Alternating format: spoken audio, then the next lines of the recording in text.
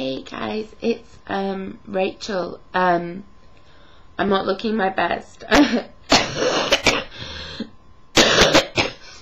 actually really poorly. But I kind of wanted to get a video up today. One of the topics we've been looking at this week is to do with eating disorders within different groups, really, and kind of breaking away from this idea that it's only sort of, young girls or young women who kind of come from like middle class families and all the rest of it can suffer from an eating disorder.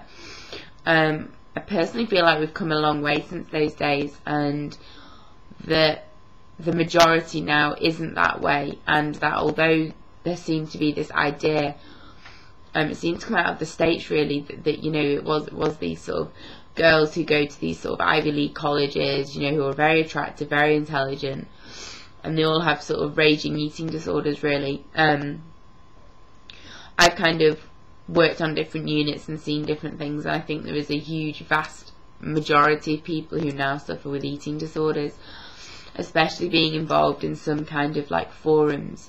There was a huge mixture of, men, women, boys, girls, regardless of age, regardless of whether they're black, white. It didn't seem to particularly matter whether they were gay or not gay, lesbian or not lesbian. Anybody can suffer from an eating disorder. And today I've been asked to specifically look at the kind of lesbian, gay, bisexual, transgender sort of area. I don't particularly know an awful lot about that. I know an awful lot about eating disorders, and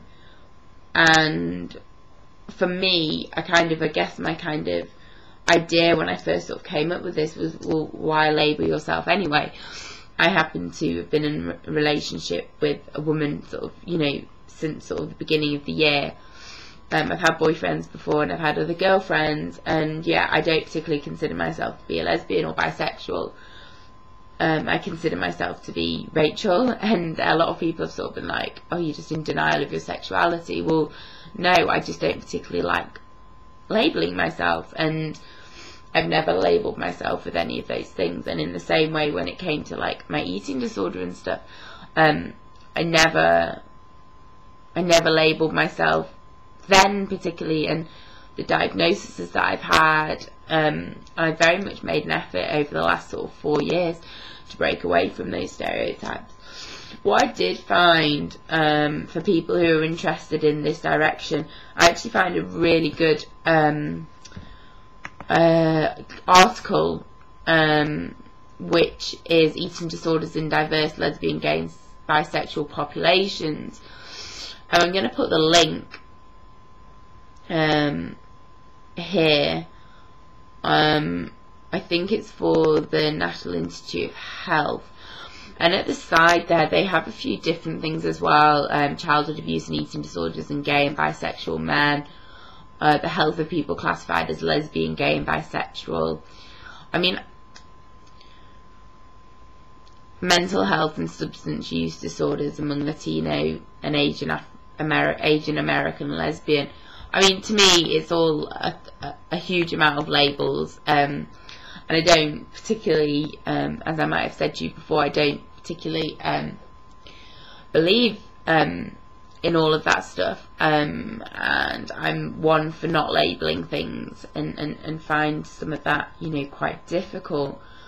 And I sort of thought about giving my experiences, and I kind of read an article to do with anorexia and sexual orientation, and it was a psychologist who basically has been seeing this patient because of her eating disorder. It transpired that she was actually a lesbian, and the reason she had the eating disorder was because she'd never dealt with her sexual orientation.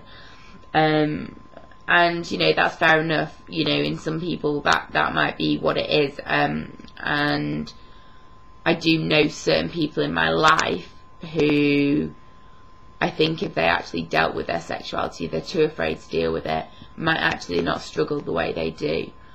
One particular friend I have in the States, and well, there's a few actually, and I sort of see a difference between a lot of my friends. Some are very open about the fact that they're lesbian, bisexual, and yet others kind of are very afraid of it, very afraid to talk about it.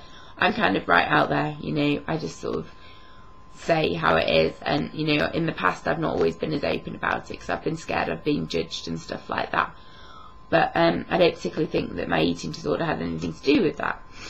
I did find some statistics which actually may not be surprising to you, because I'm going to put that link in the article, and actually came across a book which is called Looking Queer, and it's body image in lesbian, bisexual, gay and transgender groups, and it's like 60 contributors basically based on their personal experience, which might be worth checking out if you're interested in this area.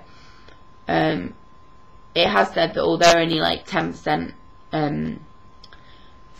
of the male of the population with eating disorders are male, the 20% within that population who have eating disorders are male homosexuals.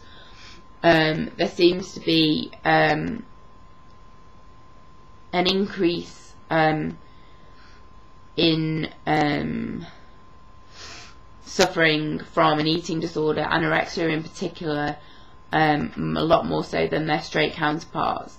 But with lesbian populations, there's less incidence. There's been a lot of debate about that though, and there seems to be, from some of the reading that I did, that is being lesbian a protective factor? But you know, if you sort of really come to it, I mean, what makes that person different? What, that she's attracted to somebody of a different sex? I mean, how is that gonna, I don't see how that's going to be a protective factor for like you not developing an eating disorder. So there's kind of quite a lot of reading going on and different theories. There's actually just this month there was an article which came out which is to do with gay, lesbian, bisexual teenagers who are at higher risk of being eating disordered, especially binge purging, than their heterosexual peers, and this is coming from as young as the age of 12.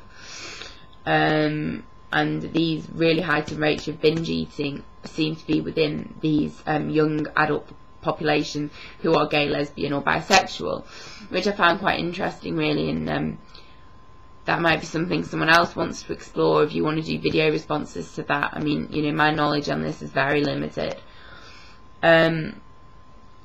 What they also found that was in lesbian, gay and bisexual men and women who are aged 18 to 29 meet a subclinical sort of disorder for bulimia compared to the older counterparts who are like 30 to 59.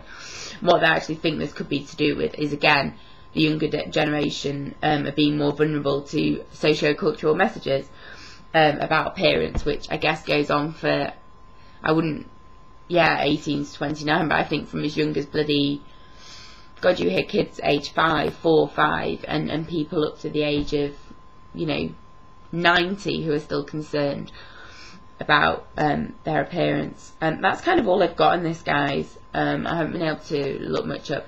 I will put a link in for the book, and I'll put a link in for this article as well. I'm sorry, this is kind of, it's a bit jumpy, isn't it, because of my webcam. And I'll speak to you guys next week. Okay, thanks, bye.